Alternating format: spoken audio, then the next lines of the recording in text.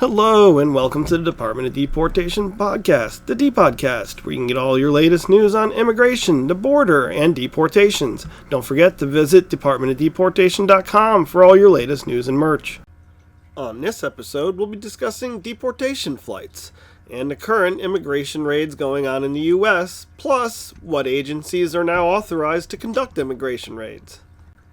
So, to start off, our first thing is Colombia's president effing around and finding out when he decided to decline two of the repatriation flights from the U.S., claiming that because they were military planes, he wasn't going to accept them.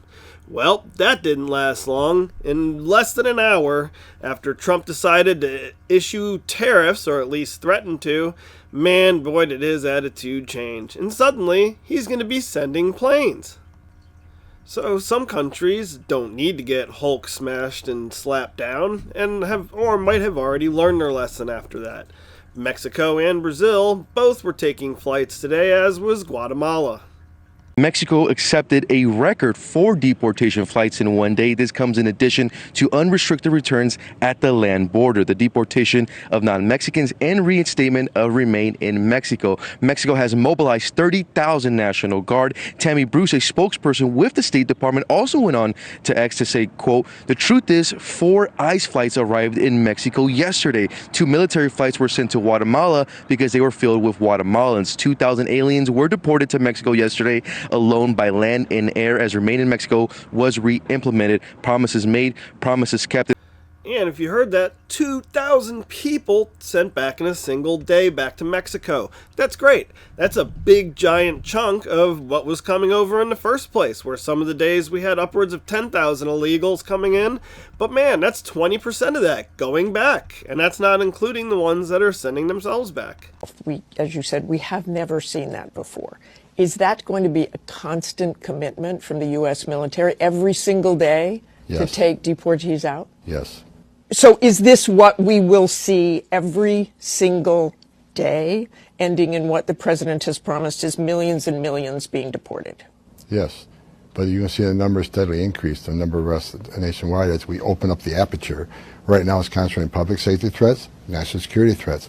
That's a smaller population. So we're going to do this on priority base, as President Trump's promised, but as that aperture opens, there'll be more arrests nationwide.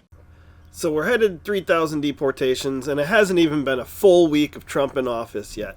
And with the news that several other agencies are going to be authorized to conduct immigration raids, including ATF, FBI, and DEA, we'll see those numbers increasing heavily. Plus, we'll have many more countries agreeing to take their citizens after what Trump did earlier. We are also seeing raids expanding across the country, with Tom Homan in Chicago for what's being described as a multi-agency raid, and we're seeing them in South Florida as well. This video you need to see. Law enforcement sources are confirming that Immigration and Customs Enforcement are conducting raids across South Florida today. You're looking at teams of law enforcement officers arriving at the detention facility in Miramar with people who were picking up in those raids this morning. So it's been an amazing week 1 of Trump in office. We've had raid after raid. We've had tons and tons of new laws, new people put in, all kinds of the protections for illegals taken away, and thousands of illegals going to Mexico and multiple other countries. Self-deportations happening at a rapid pace as well. Well, that concludes this episode. If you enjoyed it, give us a like or check out some of our merch. It helps support the channel. departmentofdeportation.com. Once again, we thank you, and you have a great night.